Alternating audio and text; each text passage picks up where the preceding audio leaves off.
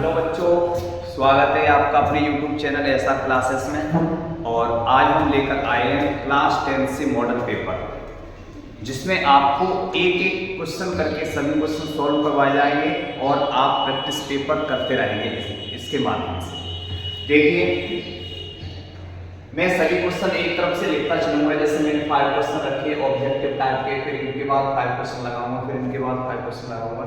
इस प्रकार से मैं 20 क्वेश्चन इस प्रकार से लगाऊंगा। फिर उसके बाद जैसे खंड बा होगा तो खंड बा के भी क्वेश्चन होंगे, तो उनको भी सॉल्व करेंगे इसी पेपर में।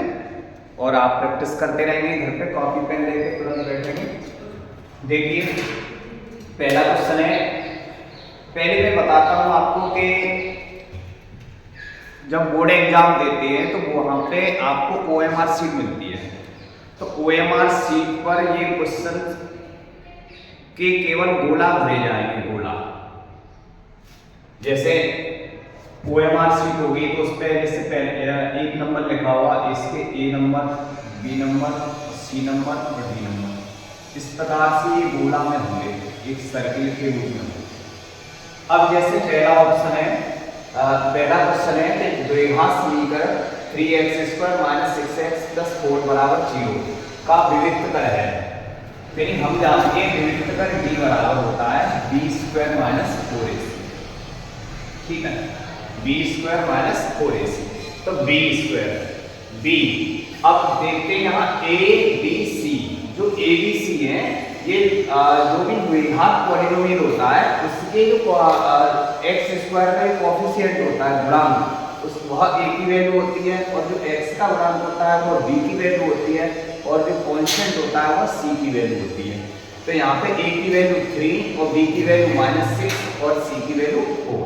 तो यहाँ पे वैल्यू को पुट करेंगे तो b², b की वैल्यू -6, तो -6 का स्क्वायर करेंगे, -4ac, a की वैल्यू है 3 और c की वैल्यू 4। तो -6 का स्क्वायर करेंगे 36 - 4 × 16, 16 × 48। तो यहाँ पे निकालेंगे हम 36 में से 48 घटाएंगे, -12 बचे। तो यहाँ पे देखेंगे कौन सा ऑप्शन है, इसका डी ऑप्शन है। तो जो डी नंबर का गोला है उसको हम छायांकित करेंगे इस प्रकार से।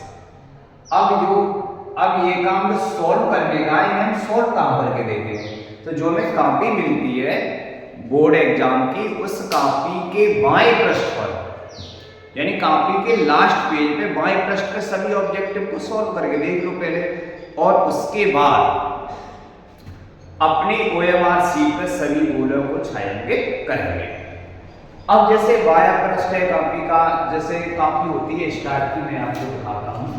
जैसे मेरे पास एक मॉडल पेपर है, तो इसी को मान के चलते हैं जैसे बोर्ड एग्जाम की कॉपी है, तो यानी ये पहला पेज है और ये लास्ट पेज है। तो लास्ट पेज से पहले आप ये बाया पेज है, इस पे सभी क्वेश्चन सॉल्व कर लो। ऊपर लिखेंगे रफ्तार यहाँ पे, और रफ्तार लिखने के बाद सॉल्व करने के बाद अपने काम को क्रॉस करेंगे। ठीक है, और अगर ये पेज कम पड़ जाए तो उसके पहले जो फिर पेज पलट के फिर जो बाया पृष्ठ है उस पर रफ्तार कर लो, फिर काट लो। ठीक है, रफ्तार हमेशा बाएं पृष्ठ पर ही करेंगे। अब देखिए, तो इस प्रकार से हम सभी गोलों को छायांकित करेंगे।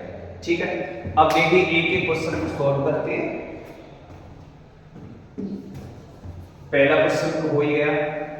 सेकंड क्वेश्चन है कि समीकरण, एक इक्वेशन दिया है कि 3x + 2y =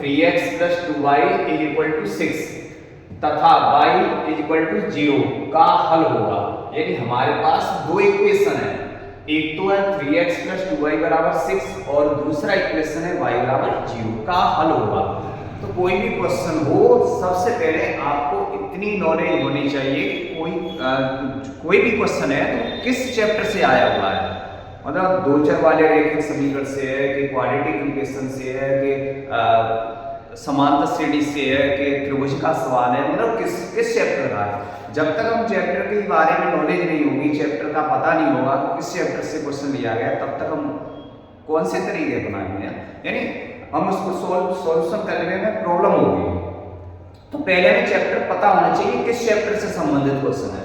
तो यानी ये समीकरण है 3x + 2y बराबर 6 और ये दूसरा समीकरण है, इनका हल होगा, दोनों का हल होगा। तो ये किस प्रकार का इक्वेशन है? दो चर वाला इक्वेशन है। तो ये क्वेश्चन बन गया दो चर वाले रैखिक समीकरण से। अब यहाँ पे दो समीकरण हैं, इनका हमें प्रतिच्छेदन बिंदु चाहिए। तो पहला इक्वेशन है 3x + 2y = 6 और दूसरा इक्वेशन है y बराबर 0। अब हमें हल करने के लिए देखो कई एक विधियां होती है। तो यहाँ पे जो पहला इक्वेशन है ये तो टू वेरिएबल में है ही, दो चर है। यहाँ पे दूसरा इक्वेशन है, यहाँ पर तो एक वेरिएबल की वैल्यू दी गई है, यहाँ पे y की वैल्यू 0 दी गई है। तो y की वैल्यू को हम 0 यहाँ पुट करेंगे। तो 3x + 2 × 0 बराबर 6। ठीक है, तो 3x 2 से मल्टीप्लाई करेंगे 0 होगा बराबर 6। तो 3x = 6, x की वैल्यू निकालेंगे 6/3, 3 से डिवाइड करेंगे x की वैल्यू। तो यहाँ पे x की वैल्यू, अगर यहाँ पे ये दोनों इक्वेशन है, एक ये वाला और एक ये वाला, यदि दोनों इक्वेशन ये दोनों वेरिएबल में होते हैं, यानी 3x + 2y बराबर 6 है और दूसरा इक्वेशन होता x + y बराबर 4 होता, तब हम यहाँ हल करने के लिए विलोपन विधि या प्रतिस्थापन विधि का प्रयोग करते हैं। ठीक है, तो यहाँ पे x की वैल्यू 2 निकल के आई है। ठीक है, और y की वैल्यू तो 0 है ही, तो यानी 2, 0। अब यहाँ ऑप्शन देखो 2, 0, तो 2, 0 पहला ऑप्शन है। अब देखो यहाँ पे 2, 0, यहाँ 0, 2, कभी-कभी ऐसी ही कंफ्यूजन होती है, मगर कुछ बच्चे जैसे 2, 0 पे हमें चिन्ह लगाना है, यानी ये वाला ऑप्शन सही है, लेकिन वो इस पे लगा देंगे, वो भी देखेंगे कि 0, 2 है तो ये भी सही हो सकता है। ऐसा नहीं होगा कि जब किसी भी समीकरण का सॉल्यूशन निकाला जाएगा, यानी कोई भी हम बिंदु निकालते हैं, तो बिंदु में पहले हमें x का मान रखना पड़ता है, फिर हमें y का मान रखना पड़ता है। ठीक है, पहले हम x की वैल्यू लिखते हैं आगे, फिर हम y की वैल्यू लिखते हैं। तो यहाँ पे x की वैल्यू 2 निकली है और y की वैल्यू 0 निकली है। तो पहले x की वैल्यू फिर y की वैल्यू, फिर 2, 0, पहले x का मान फिर y का मान, पहले x का मान फिर y का मान, तो 2, 0, x, y अर्थात 2, 0। तो हमारा ऑप्शन नंबर ए करेक्ट होगा। ठीक है, देखिए तीसरा क्वेश्चन है,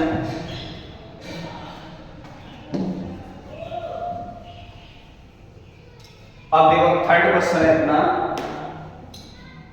इसका पहले का ऑप्शन था डी नंबर। ठीक है, यदि त्रिभुज एबीसी में AB बराबर 6√3 सेमी और AC बराबर 12 सेमी और BC बराबर 6 सेमी, तो कोण B का मान बताइए, हमें एंगल B को ज्ञात करना है। तो देखिए कैसे निकालेंगे। एक त्रिभुज ABC, अब त्रिभुज को जैसे अलग अलग टाइप होते हैं, तो अब हमें ये नहीं पता है कि त्रिभुज समबाहु है, विसमबाहु है, मतलब किस प्रकार का ट्रायंगल है। अब देखो हमें एंगल B निकालना है, एंगल B। तो जैसे एक ट्रायंगल बनाया मैंने इस प्रकार से, ठीक, और इसका नाम रखा A B C। AB कितना 6√3। ठीक है, AC कितना 12 सेमी और BC कितना 6 सेमी। ठीक, अब ये तीनों साइड होगी अपने पास, हमें एंगल B निकालना है, एंगल B।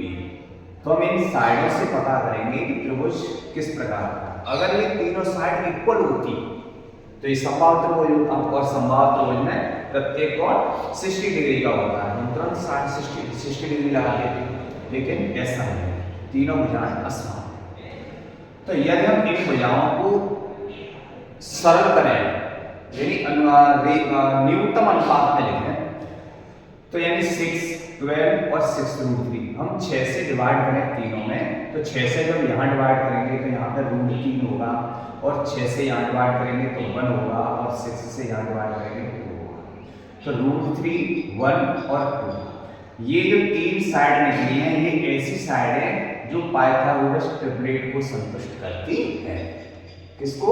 पाइथागोरस ट्रिपलेट, यानी पाइथागोरियन त्रिकोण। तो यहाँ पे इन तीनों में देखेंगे बड़ी साइड कौन सी है 2, और ये दोनों छोटी है।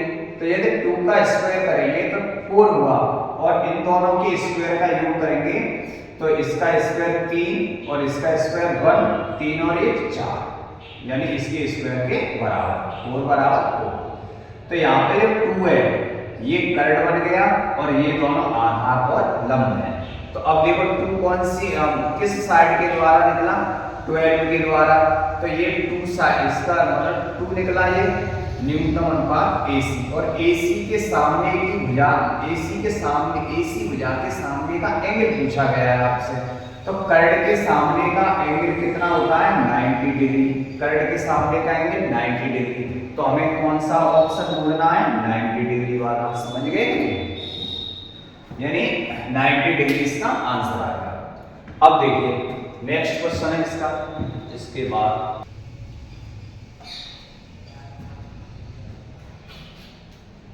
यदि समीकरण x² + kx - 6 = 0 का एक मूल -2 है तो k का मान बताइए। ये एक द्विघात समीकरण है। क्या है, द्विघात समीकरण, क्वाड्रेटिक इक्वेशन। ये x² + kx - 6 = 0, इसका एक मूल 2 है, एक मूल 2 है तो k का मान बताइए। देखिए जब कोई भी क्वाड्रेटिक इक्वेशन हो, किसी भी प्रकार का इक्वेशन होगा तो वो किसी न किसी वेरिएबल में होगा और उसका हल होगा, जो वेरिएबल की वैल्यू होगी उस वैल्यू को समीकरण में पुट करेंगे, इक्वेशन में पुट करेंगे तो इक्वेशन संतुष्ट होगा, इक्वेशन संतुष्ट होगा। ठीक है, तो यहाँ पे इस इक्वेशन का एक रूट्स -2 है, तो x की वैल्यू है एक -2, और हम जानते हैं कि कोई भी क्वाड्रेटिक इक्वेशन होता है तो उसके मैक्सिमम रूट्स 2 होते हैं, जिन्हें अल्फा और बीटा के नाम से जानते हैं। तो यहाँ पे x की वैल्यू -2 है और इस वैल्यू को इस इक्वेशन में पुट करेंगे तो x के स्थान पे -2 रखेंगे। ठीक है, x = -2 पुट करेंगे तो -2 का स्क्वायर प्लस k × -2 -6 = 0।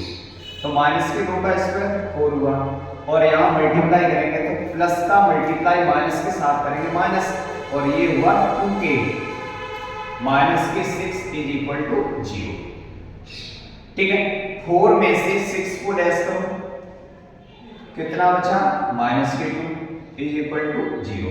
अब हम 2 को पक्षांतर करेंगे तो -2k = 2, यानी -2 है, पक्षांतर करेंगे +2 और -2 से डिवाइड करेंगे तो 2/-2 और यहाँ पे कैंसिल करके -1, k की वैल्यू कितनी निकली, -1। तो इस चौथे क्वेश्चन का आंसर आएगा -1। ठीक है, -1। देखो नेक्स्ट क्वेश्चन है, किसी AP में यदि D = -4, D AP में D होता है सार्वंतर, तो सार्वंतर की वैल्यू है -4 और n = 7, यानी पदों की संख्या 7 है। तो देखिए D की वैल्यू -4 है और n की वैल्यू 7 है और an दिया है 4, तो a का मान बताइए। हमें किसकी वैल्यू निकालनी है, a की वैल्यू निकालनी है, a का मान बताइए। ठीक है, देखिए an दिया गया है 4 और n की वैल्यू कितनी है, 7, a7 कितना है, an 4 है और हम जानते हैं कि an की value an = a + n - 1 × d।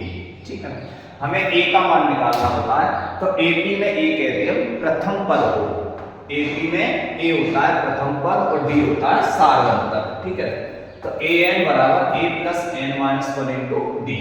ठीक है, देखो मैं समझाता हूँ कि जैसे कोई भी श्रेणी है 2, 4, 6, 8, इस प्रकार से कोई श्रेणी चल रही है, AP है। तो यहाँ पे जो प्रथम जिस पद से श्रेणी की शुरुआत होती है उसे प्रथम पद कहते हैं, और यहाँ पे जो क्रमागत पदों का अंतर होता है, जो डिफरेंस होता है, जो पदांतर होता है पदों का अंतर, उसे हम सार्वंतर के नाम से जानते हैं, सार्वंतर या पदांतर। एक 4 में से 2 हटाओ, 2 बची, 6 में से 4 गया, 2, 8 में से 6 गया 2, तो यहाँ पे प्रत्येक क्रमांक पदों में अंतर 2, तो यहाँ पे d की वैल्यू कितनी बनी 2। इसी प्रकार से यहाँ पे जो d की वैल्यू है -4 है, कितनी है -4, तो यहाँ पे देखो d की वैल्यू कितनी है -4 और an दिया गया है 4 और यहाँ पे n की वैल्यू कितनी है 7। अब यहाँ पर पुट करो तो n की जगह 7 लगाएंगे, a7 बराबर a प्लस n माइनस 1, यानी 7 माइनस 1 इंटू डी, डी के स्थान पे -4, ठीक है, डी के स्थान पे -4 रखें। अब देखिए a7 की वैल्यू है, जब हम n की वैल्यू 7 रखेंगे तो a7 की वैल्यू कितनी है 4, तो a7 के स्थान पे हम 4 रखेंगे, a प्लस 7 में से बन गया 6 इंटू -4, तो 4 is equal to a minus 6 into -4 24 minus का, जो प्लस का मल्टीप्लाई माइनस से करेंगे माइनस से आएगा, 24 को 55 करेंगे 4 प्लस 24 बराबर a, a की वैल्यू आएगी 28, a की वैल्यू कितनी है 28। यहाँ पे ऑप्शन देखो कौन सा है डी, तो इसका कौन सा ऑप्शन सही है, डी ऑप्शन इज करेक्ट होगा, ठीक है। देखिए 5 क्वेश्चन मैंने सॉल्व किए। अब देखिए अगले 5 क्वेश्चन। देखिए बच्चों अगला 6वां क्वेश्चन है, यदि बिंदुओं a -4,2 तथा b, ये दूसरा पॉइंट है 5,6 को जोड़ने वाले रेखाखंड का मध्यबिंदु c दिया गया है, अल्फा y 8,4 है, तो अल्फा का मान बताइए, ठीक है। यहाँ पे जैसे अल्फा दिया, अल्फा ये p दिया हो, कोई भी अज्ञात पॉइंट दे सकता, p हो, x हो, y हो, m हो, n हो, कुछ भी हो सकता है। तो देखिए एक रेखाखंड है जिसके सिरों के बिंदु है a और b, यानी a और b दो पॉइंट को जोड़ने वाला एक रेखाखंड है। तो यहाँ पे a दिया गया है -4,2 और b पॉइंट है 5,6। इन दोनों का मतलब पूरे रेखाखंड का एक मिड पॉइंट है जिसका नाम है c, alpha y 8,4, alpha y 8,4, यानी ए बी दो बिंदुओं को जोड़ने वाला एक रेखाखंड है। इस रेखाखंड का मिड पॉइंट c है जो कि एक अज्ञात बिंदु अल्फा है। इस अल्फा की वैल्यू निकालनी। तो देखिए आपने एक फॉर्मूला होता है कि जब एक रेखाखंड है उसका मिड पॉइंट निकालना हो, उस रेखाखंड के सिरों के बिंदु दिए गए हैं, जैसे x1 y1 और दूसरा सिरा है x2 y2, ठीक है। तब हमें मिड पॉइंट है जैसे p है, जिसका नाम a है, इसका नाम b है, तो हमें p के निर्देशांक निकालने हैं, ठीक है। तो इसकी भुज पहले बिंदु की और दूसरे बिंदु की भुज, ठीक है, दोनों बिंदुओं की भुज का योग, दोनों बिंदुओं की भुज का योग, यानी x1 plus x2 upon 2 com y1 plus y2 upon 2, ठीक है। भुज प्लस भुज बट्टे 2 कॉमा कोट प्लस कोट बट्टे 2, x1 प्लस x2 बट्टे 2 कॉमा y1 प्लस y2 बट्टे 2, चेक फॉर्मूला है, ठीक है। पहले पॉइंट की एब्सिसा प्लस दूसरे पॉइंट की एब्सिसा अपॉन 2 और पहले पॉइंट की ऑर्डिनेट प्लस दूसरे पॉइंट की ऑर्डिनेट अपॉन 2, ठीक है। Abscissa plus abscissa upon 2 comma ordinate plus ordinate upon 2। अब देखिए, अब इसी फॉर्मूला का प्रयोग करके हमें अल्फा की वैल्यू निकाल देंगे। बहुत आसान है, देखो यहाँ पर ऑर्डिनेट की एब्सिसा कितनी -4, यहाँ पे कितनी 5, तो हम लिखेंगे -4 प्लस के 5 अपॉन 2, और ये किसके इक्वल होगी, अल्फा बाई 8 के, अल्फा बाई 8, ठीक है। 2 से कैंसिल करेंगे 8 को 4 बार, 5 में से 4 घटाओ 1 बराबर अल्फा बट्टे 4, और हम क्रॉस मल्टीप्लाई करेंगे अल्फा बराबर 4। देखो कितना आसान है, अल्फा की वैल्यू 4, तो यहाँ पे अल्फा की वैल्यू कितनी निकली 4, ऑप्शन नंबर बी करेक्ट होगा। ठीक है, देखो नेक्स्ट क्वेश्चन।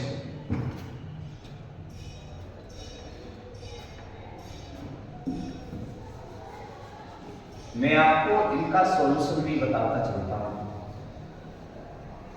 जैसे कुछ क्वेश्चन खंड बा में होंगे, वो सॉल्व करने होंगे, तो उनको भी ध्यान रखते हुए मैं सॉल्व करा रहा हूँ। ठीक है, यदि आप चाहो तो कुछ ऑप्शन से भी निकाल सकते हैं, एक एक लाइन में भी सॉल्व कर सकते हैं, लेकिन खंड बा का भी ध्यान रखते हुए मैं सॉल्व कर रहा हूँ। ठीक है, अब जैसे अगला है 7 वाला कि वह बड़ी से बड़ी संख्या जिससे 125 व 70 को विभाजित करने पर शेषफल क्रमशः 8 और 5 प्राप्त होता है, कौन सी है? देखिए, पहला ही चैप्टर है ये, वास्तविक संख्याओं, उसी से संबंधित है कि वह बड़ी से बड़ी संख्या जिससे 125 और 70 को विभाजित किया जाए। तो देखिए उसमें कुछ एलसीएम के क्वेश्चन है, कुछ एचसीएफ के लिए। तो एलसीएम और एचसीएफ की बात करें तो आपको भाषा समझ के पहचान करनी है कि हमें एचसीएफ निकालना है कि एलसीएम निकालना है। ठीक, वह बड़ी से बड़ी संख्या यानी एक ऐसी संख्या बतानी है जिससे हम 125 को भाग दें और 70 को भाग दें। अब देखो दिमाग लगाओ कि उस संख्या से हम 125 को भी भाग दे सकते हैं और 70 को भी भाग देते हैं। अब एक ऐसा नंबर जिससे भाग देंगे हम, तो जब उसका भाग देंगे इसमें तो वो नंबर 70 से बड़ा तो हो ही नहीं सकता है। ठीक है, क्योंकि 70 से बड़ा नंबर लेंगे तो 70 विभाजित ही नहीं होगा, तो या तो वो नंबर 70 होगा या 70 से छोटा होगा। जब इनसे छोटा नंबर आने की उम्मीद है तो हमें एचसीएफ निकालना है। क्या निकालना है? एचसीएफ। ठीक है, तो हमें इनका एचसीएफ निकालना, हाईएस्ट कॉमन फैक्टर यानी मासा। ठीक है, हाईएस्ट कॉमन फैक्टर। अब विभाजित करने पर क्रमशः शेषफल बचता है कि जब उस नंबर से 125 में भाग लगाया जाता है तो 8 शेषफल आता है, रिमाइंडर 8 आता है, और जब उस नंबर से 70 को विभाजित किया जाता है तो शेषफल 5 आता है। तो जो नंबर है ये 125 और 70 संख्याएं, तो 125 में से पहले 8 हटाओ, रिमाइंडर को बचाओ, कितना बचेगा? 117 और 70 में से घटाएंगे हम 5, जो भी रिमाइंडर है 65। हमारे पास 2 नंबर बचे। अब ये 117 व 65 इनका निकालेंगे एचसीएफ, इनका एचसीएफ। अब आप बता सकते हैं कि हम एक ऐसी संख्या उससे 117 भी पूर्णतया विभाजित हो और 65 भी पूर्णतया विभाजित हो, तो इनके फैक्टर बनाओ, या फिर जैसे मासा निकालने की 2 विधियां होती है, गुणनखंड विधि, एक भाग विधि, किसी भी विधि का प्रयोग करके निकाल सकते हो। तो 65 से डिवाइड करें या इनके फैक्टर बना दो। 65 है तो 65 के फैक्टर बनाएंगे 5 × 13 और 117 के फैक्टर बनाएंगे 3 × 3 × 13। 3 तक के 9 और 13 के 117। अब यहाँ पे देखो कॉमन फैक्टर कौन सा है? 13। एचसीएफ आ गया 13। ठीक है, एचसीएफ कितना आ गया? 13। अब देखो जांच करेंगे, अगर हम ये एक ऐसा नंबर है कि इस 13 से हम 117 को पूर्णतया विभाजित करेंगे और 13 से 65 को भी पूर्णतया विभाजित करेंगे। ठीक है, जब 13 का भाग लगाया 65 में कंप्लीट चला गया, रिमाइंडर 0 है, तो अगर 65 में 5 जोड़ेंगे तो 70 बचेगी। तो अब देखो अगर 13 का भाग 70 में लेंगे तो रिमाइंडर 5 आएगा, आया नहीं? अगर 13 का भाग हम 125 में देंगे तो रिमाइंडर 8 आएगा। तो हमारा आंसर क्या है? 13। ठीक है, ऑप्शन नंबर बी होगा करेक्ट आंसर। ठीक है, अब देखिए नेक्स्ट क्वेश्चन है 8वां। देखिए बच्चों, यदि आपकी समझ में सभी क्वेश्चन आ रहे हैं तो आप इस वीडियो को और भी जो आपके दोस्त हैं उन तक शेयर करें, पहुंचाएं और उनसे कहें कि इस वीडियो को देखें, इससे उनकी एग्जाम में बहुत ही हेल्प हो।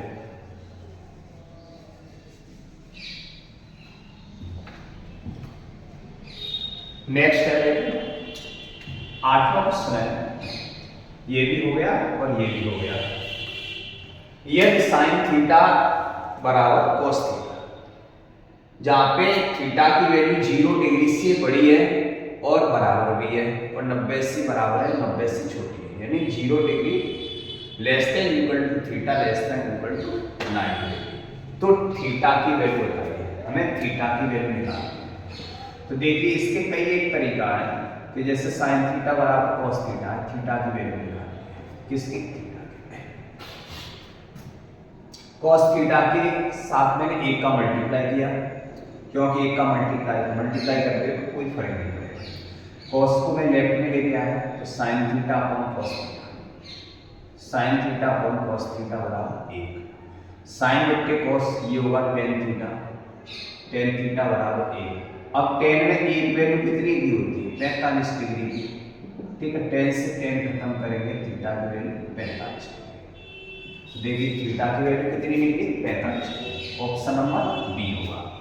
अब देखिए ऑप्शन नंबर बी है, इसे हम ऐसे भी सॉल्व कर सकते हैं कि जैसे मैंने लिखा sine theta is equal to cos theta, cos theta को हम ऐसे 90 माइनस थीटा में चेंज करेंगे तो ये होगा साइन 90 माइनस थीटा, यानी कॉस थीटा की जगह मैंने साइन 90 माइनस थीटा लिखा, या हम इसकी जगह पे चेंज कर लो कॉस 90 माइनस थीटा, एक ही बदलेंगे। साइन से साइन खत्म करेंगे, थीटा बराबर 90 डिग्री माइनस थीटा, थीटा को लेफ्ट में लेके आएंगे, 2 थीटा बराबर 90 डिग्री, थीटा की वैल्यू 45। ऐसे ही सॉल्व कर सकते हैं, ठीक है। और ये हम ग्राफ के द्वारा क्लियर कर सकते हैं, जैसे साइन एक्स का ग्राफ होता है इस प्रकार से और कॉस एक्स का ग्राफ होता है इस टाइप से, ठीक है। अब जो दोनों ग्राफ होते हैं साइन और कॉस के, तो यहाँ पे 45 डिग्री पे एक दूसरे को प्रतिच्छेदित करते हैं, ठीक है। तो यहाँ से हम डायरेक्टली बता सकते हैं थीटा की वैल्यू 45, यानी साइन थीटा बराबर कॉस थीटा। एक ऐसा एंगल कि जिस एंगल पे साइन की वैल्यू और उसी एंगल पे कॉस की वैल्यू दोनों इक्वल हो, तो वो एंगल 45 होगा, ठीक है। अब कितना होगा? 45। एक यहाँ पे होगा, एक यहाँ पे होगा, लेकिन हमें तो ना 0 और 90 के बीच में रखना है, तो हमें सिर्फ 45 डिग्री ही रखेंगे। मतलब ऐसे भी समझ सकते हैं, ठीक है। लेकिन आपके लिए तो केवल सबसे बेटर के तरीका है sine theta equal to cos theta, 1 का मल्टीप्लाई, कॉस का डिवाइड करेंगे, साइन अपॉन कॉस, साइन बट्टे कॉस थीटा क्या होता है? टेन थीटा, ठीक है। और एक टेन में एक वैल्यू कितनी की होती है? 45 डिग्री की, 10 से 10 खत्म करेंगे, थीटा की वैल्यू 45 डिग्री, ठीक है। ठीक, देखो नेक्स्ट क्वेश्चन, चलो बढ़ते हैं अगले सवाल की ओर। वीडियो को लाइक करते रहें।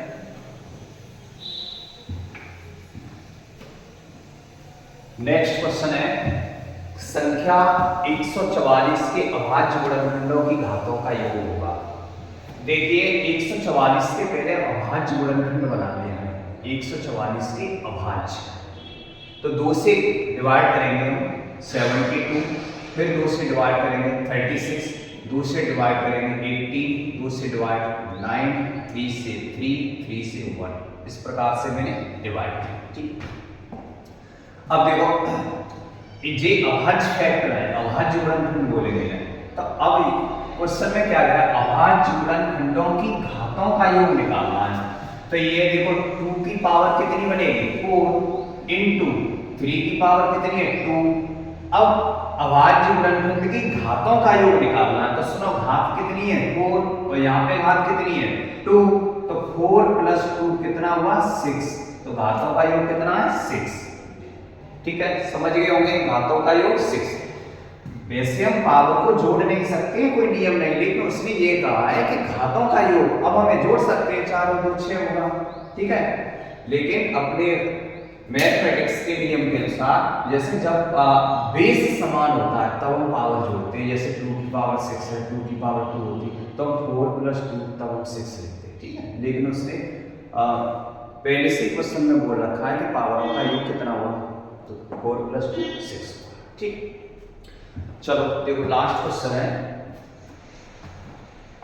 10। बिंदु माइनस के 3,5 की बाई अक्ष से दूरी कितनी होगी? बाई अक्ष से दूरी क्या है? तो देखिए ये निर्देशांक ज्यामिति का क्वेश्चन है, कोऑर्डिनेट ज्योमेट्री का, ठीक है। एक्स एक्सिस है और ये है Y axis, X axis and Y axis, और दोनों एक्सिस, दोनों अक्ष जिस पॉइंट पर एक दूसरे को काटते हैं उसको कहते हैं हम ओरिजिन पॉइंट। क्या बोलते हैं? ओरिजिन पॉइंट, मूल बिंदु। क्या बोलेंगे? मूल बिंदु, ठीक है, जिसके निर्देशांक होते हैं 0,0। अब हमें ये माइनस की 3,5 है, तो माइनस की 3,5, तो देखिए इसकी एब्सिसा नेगेटिव है, ऑर्डिनेट पॉजिटिव है, तो जब एब्सिसा नेगेटिव ऑर्डिनेट पॉजिटिव होती है तो वह पॉइंट सेकंड क्वाड्रेंट में होता है। यानी जब भुज नेगेटिव होती है और कोण पॉजिटिव होती है तब वह बिंदु द्वितीय चतुर्थांश में होगा, ठीक है। तो माइनस के 3 यहाँ पे आया और 5 चले हम वाई अक्ष पे, ठीक है। 1 2 3 4 5, ठीक है, 1 2 3 4 5, और दोनों की सीध बनाई हमने, ये पॉइंट आ गया इससे, ठीक है। तो माइनस के 3,5, माइनस के 3,5। अब देखिए इस पॉइंट की बाई अक्ष से दूरी पूछी गई आपसे, तो बाई अक्ष ये है, बाई अक्ष से डिस्टेंस निकालेंगे तो ये डिस्टेंस कितनी है? जितनी कि हम एक्स अक्ष पे चल चुके हैं। एक्स अक्ष पे कितनी डिस्टेंस तय की हमने? माइनस के 3, माइनस के 3, तो बाई अक्ष से दूरी कितनी होगी? माइनस के 3। तो जब कोई भी पॉइंट है a, b, तो मैं बता दूंगा आपको फॉर्मूला, तो उसकी बाई अक्ष से दूरी निकालेंगे तो बाई अक्ष से दूरी होगी उस बिंदु की भुज, बिंदु की भुज, ठीक है। तो अब बिंदु कितना है? माइनस के 3,5, तो यानी बिंदु की भुज बनी माइनस के 3, तो बाई अक्ष से दूरी कितनी होगी? माइनस के 3, ठीक है। ऑप्शन नंबर ए करेक्ट होगा इसका। अब देखिए यदि आपको इसी क्वेश्चन में यदि एक्स अक्ष से दूरी पूछी जाए, एक्स अक्ष से दूरी पूछी जाए, तब आप क्या करेंगे? एक्स अक्ष से दूरी निकालनी है तब लिखेंगे बिंदु की कोटि, ठीक है, कोऑर्डिनेट ऑफ पॉइंट। तो कोट कितनी होगी इसकी? 5, तब हम बोलेंगे एक्स अक्ष से दूरी 5 होगी। देखो एक्स अक्ष ये और ये पॉइंट है, तो इस एक्स अक्ष से यहाँ पे इस पॉइंट की जो डिस्टेंस होगी, ये वाली डिस्टेंस होगी, और ये डिस्टेंस कितनी है? इस 5 के बराबर, जो बाई अक्ष पे थी तय की गई ये दूरी उसके इक्वल होगी, ठीक है। देखिए स्टूडेंट्स 11वां क्वेश्चन है कि tan π/2 का मान होगा, ठीक है। जो आपने त्रिकोणमिति साइड याद की है 0 से लेकर 90 डिग्री वाली, उसी का एक क्वेश्चन है। तो ये तो हमें निकालने की कोई आवश्यकता भी नहीं है कि tan π/2 यानी tan 90 डिग्री की वैल्यू होगी, तो इसका ऑप्शन नंबर डी होगा, ठीक है। 12वां क्वेश्चन है निम्न सारणी का माध्य होगा, माध्य यानी समांतर माध्य। तो देखिए वर्ग अंतराल है मध्यमान। जब हमें वर्गीकृत आंकड़ों का समांतर माध्य ज्ञात करना हो तो पहले हमें मध्यमान निकालते हैं, जिसे हम x से प्रदर्शित करेंगे और बारंबारता को f से लिखते हैं, ठीक है। Next column f into x बना के फॉर्मूला होता है सिग्मा fx अपॉन सिग्मा, ठीक है। देखो पहले हम मध्यमान निकालेंगे, मध्यमान, और जिन्हें लिखते हैं x से, ठीक है। बारंबारता निकालते हैं, ये तो जो है वही लिखेंगे, निकालनी नहीं, f इंटू एक्स अगला कॉलम। तो मध्यमान 0 और 10, इनका जो मध्यमान होगा तो निम्न सीमा और उच्च सीमा दोनों को जोड़ के 2 से डिवाइड करेंगे, तो 0 प्लस 10 करेंगे, 0 प्लस 10 तो 10 हुआ, और 2 से डिवाइड करेंगे तो 5, या ऐसे समझो 0 और 10 के बीच में 5 आता है, तो मध्यमान 5। इसका मध्यमान होगा 15, अगला होगा 25, और इससे भी अगला होगा 35, और इसका होगा 45, 35 और 45, ठीक है। अच्छा f बारंबारता लिखो, 5 6 5 3 और 1, f इंटू एक्स करेंगे, 5 पंजे 25, 15 छक्के 90, 25 पंजे 125 और 35 दिए 105, 45 एकम 45, इनको जोड़ेंगे सिग्मा एफ। तो देखो 5 5 10 5 15, 15 5 20, 20 की 0 यहाँ से 2, ठीक है, 4 और 2 6, 6 और 2 8, 8 और 9 17, 17 और 2 19, 19 की 9 यहाँ से 1 1 और 1 2 और 1 3, 390। जब सिग्मा एफ एक्स करेंगे तो कितना आएगा, 3 और 1 4, 4 5 9, 9 और 6 15, 5 20, ठीक है, हमें 20 से डिवाइड करना। तो यहाँ पे एक्स बार निकालेंगे हम, तो sigma F x upon sigma F, तो बोलो कितना 390/20, 0 से 0 कैंसिल, 2 से डिवाइड करेंगे 19.5, कितना आएगा 19.5। इसका ऑप्शन नंबर कौन सा सही है, B option is correct answer होगा, ठीक है। अब देखो 13 वाला क्वेश्चन है, क्वेश्चन नंबर 13।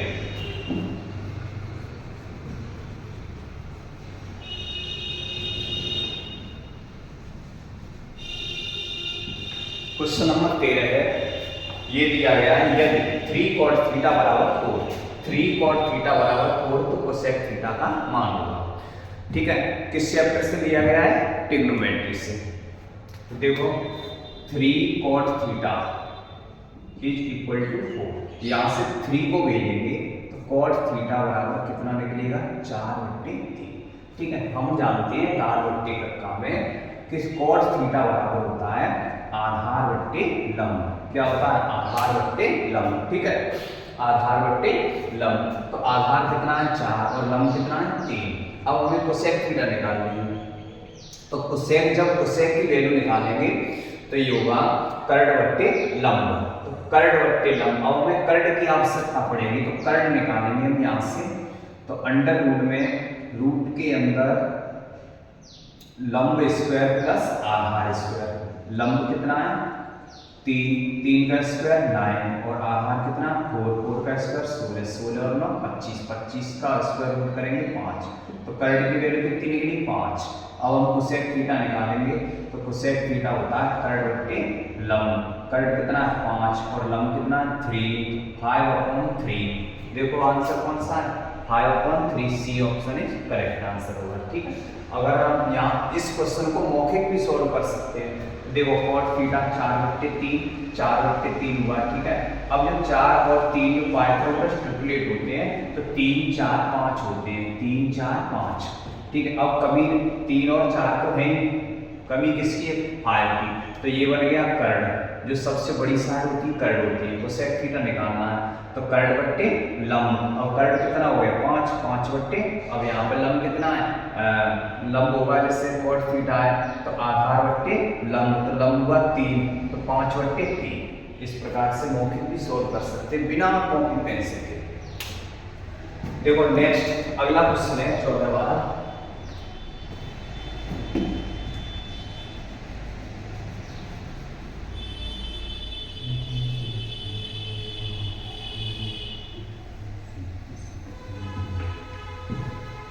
देखो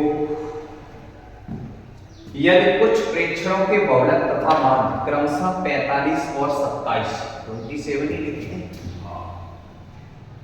45 और 27 है तो मध्यता होगी। यहाँ पे देखिए बहुलक दिया गया है और माध्य दिया गया है। बहुलक कितना, मोड दिया गया है 45 और मीन दिया गया है 27, ठीक है। तो हमें मध्यिका पूछिए, तो देखिए हमें एक फॉर्मूला होता है, इन तीनों में संबंध होता है, उस संबंध को याद रखना है कि संबंध होता है कि बहुलक बराबर बहुलक इज इक्वल टू 3 मध्यिका माइनस के 2 माध्य, 2 इंटू माध्य। इस संबंध को आप याद रखेंगे, यहां से आपको मध्यिका भी निकाल सकते हैं, माध्य भी निकाल सकते हैं और बहुलक भी निकाल सकते हैं, जो अज्ञात वैल्यू को उसको निकाल सकते हैं। अब हमें क्या निकालना, मध्यिका, ठीक है। बहुलक कितना है अपना, बहुलक दिया है 45, ठीक है, 45 रखा मैंने, 3 मध्यिका रखी मैंने, ठीक है। -2 माध्य कितना है अपना, माध्य 27, 27 दूनी कितने होते हैं 54, 54 को पक्षांतर करेंगे हम तो 45 प्लस के 54, क्योंकि यहाँ पे नंबर नेगेटिव होगा और नेगेटिव नंबर को पक्षांतर करेंगे तो पॉजिटिव नंबर होगा। ठीक है, 3 इंटू मध्यका, 3 इंटू मध्यका। अब इनको ऐड करो तो 5 प्लस 4 9, 5 प्लस 4 9, 3 से करेंगे डिवाइड, मध्यका कितनी निकली, बोलो बच्चों मध्यका कितनी निकली 33, मध्यका की वैल्यू 33, बोलो मेरे साथ 33। ठीक है, ऑप्शन है नहीं है, बी ऑप्शन है, option number B is correct answer. देखो नेक्स्ट 15वें क्वेश्चन पे चलते हैं हम। समीकरण दिया है अपना x² माइनस 2x प्लस के 1, इसके मूल ज्ञात करने हैं, इसके मूल। ठीक है, यहाँ पे समीकरण है तो एक सेकंड यहाँ पे 0 लगाना है, 0। ठीक है, तभी इक्वेशन बनेगा, अन्यथा ये एक क्वाड्रेटिक पॉलिनोमियल रह जाएगा। तो देखिए इक्वेशन है x² minus 2x plus 1 equal to 0 के मूल हो गए। इसके मूल सबसे पहले क्वाड्रेटिक इक्वेशन है, इसके फैक्टर बनाने हैं। क्या बनाने, फैक्टर।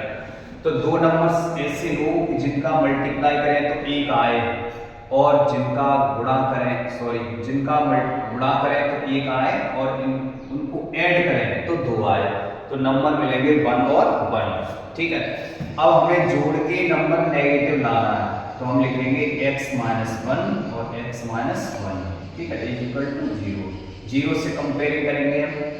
ठीक है, मैंने डायरेक्ट फैक्टर लिखे हैं, देखो एक बात समझाऊं मैं कि जैसे हमने दो नंबर जोड़े हैं, एक और एक संख्या मिल रही है, एक और एक। अब हमें जोड़ के 2 लाने, वो भी नेगेटिव, तो दोनों नंबर को नेगेटिव रखेंगे।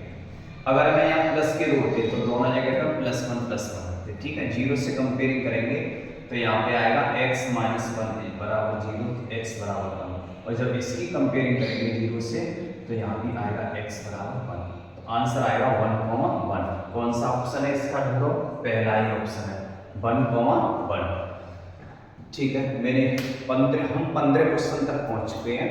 आप, मुझे उम्मीद है कि आप समझ रहे होंगे सभी क्वेश्चन को ध्यान से। ठीक है, अगले क्वेश्चन 16 की तरफ पढ़ते हैं। ठीक, देखिए बच्चों अगला क्वेश्चन है 16वां है, दो गोलों के आयतनों का अनुपात 27:64 है, तो उनके पृष्ठीय क्षेत्रफलों का अनुपात क्या होगा। तो यहाँ पे दो गोले, उनके आयतनों का अनुपात दिया गया है। ठीक है, देखिए V1/V2, मैंने पहले गोले का आयतन V1 माना और दूसरे गोले का आयतन V2, दोनों का रेशियो। तो गोले का आयतन फॉर्मूला होता है 4/3 πr1/3, यानी जब गोलों का आयतन अलग अलग है तो उनकी रेडियस भी असमान होगी, अपॉन 4/3 πr2/3। ठीक है, r2/3। अब V1/V2 की वैल्यू है 27/64, 27/64। तो 4/3 पाई, 4/3 पाई कैंसिल, यहाँ पे r1/r2, क्यूब पक्षांतर करेंगे या हम ऐसे करो 3 का क्यूब 3/4 का क्यूब करेंगे इधर, और इधर हुआ r1/r2 का क्यूब, क्यूब से क्यूब खत्म, तो r1/r2 निकल के आएगा 3/4। ठीक है, ऑप्शन देखो 3/4, 3/4। ठीक है, ध्यान रखें, यानी r1 3 और r2, जब r1 3 है तब r2 4 है। अगला क्वेश्चन है 17वां,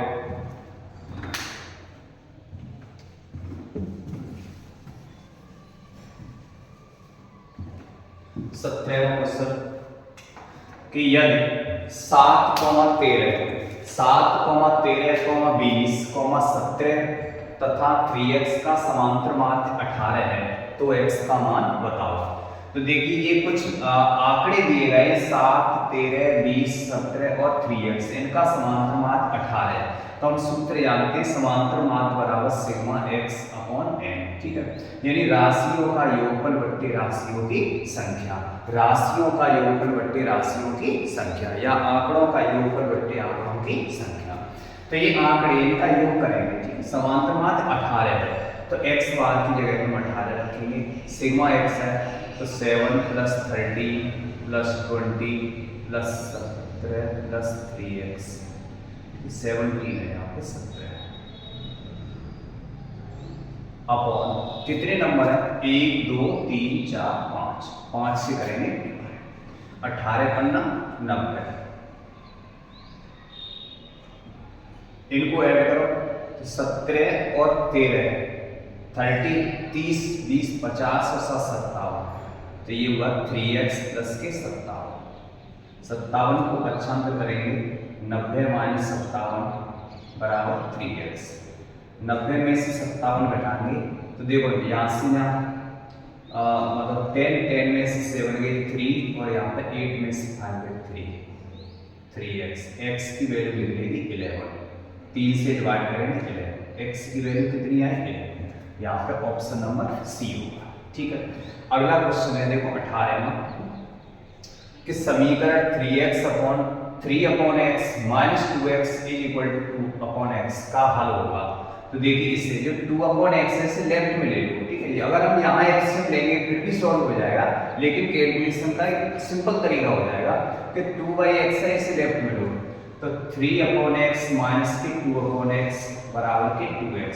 3 अब देखो यहाँ पे हर दोनों जगह समान है, अंश को घटा दो, 3 में से 2 गया 1/x बराबर 2x, क्रॉस मल्टीप्लाई करेंगे तो 2x² बराबर 1 होगा, और यहाँ पे x² बराबर 1/2। ठीक है, स्क्वायर भेजेंगे तो x बराबर ± के 1/√2। ठीक, ऑप्शन देखो कौन सा है, x की वैल्यू निकली, x की वैल्यू यहाँ पे निकलेगी x बराबर ± के 1/√2, नीचे दिखाई नहीं दे रही होगी आप यहाँ से। ठीक, x बराबर ± के 1/√2, तो यहाँ पे ऑप्शन कौन सा पहला है, ± के 1/√2। अगला देखो 19वां क्वेश्चन सॉल्व करते हैं।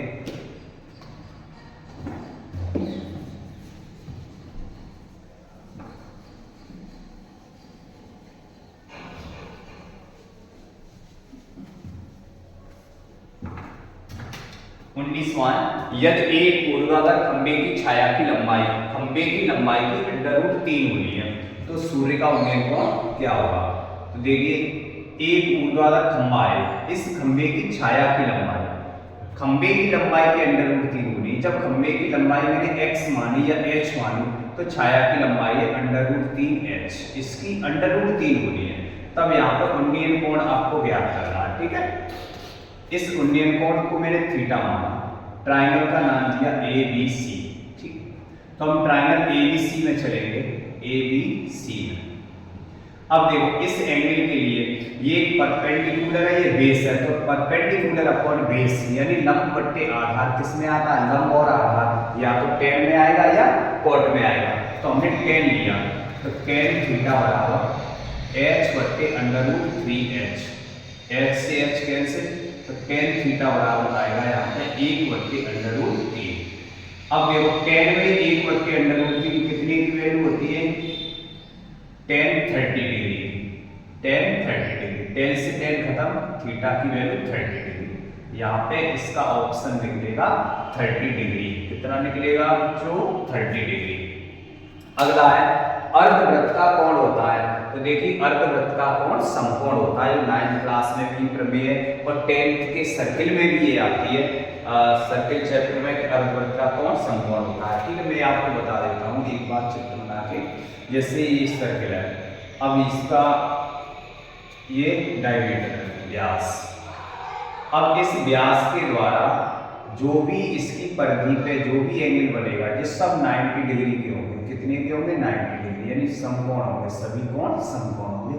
अर्धवृत्त, ये अर्धवृत्त है, तो देखो अर्धवृत्त में जो भी कोण बनता है, इस परिधि पे जो भी एंगल बनता है वो सब 90 डिग्री के होते हैं, तो अर्धवृत्त का कोण समकोण होता है। ठीक है, इसका ऑप्शन नंबर कौन सा होगा, ए ऑप्शन होगा। ठीक है, मैं समझ अब आप समझ गए होंगे सभी क्वेश्चन को। अब यदि आपको सभी क्वेश्चन समझ में आए, बढ़िया वीडियो बढ़िया लगी, तो आप इसको लाइक करें और सब्सक्राइब करें चैनल को, और ऐसी वीडियो आती रहेंगी।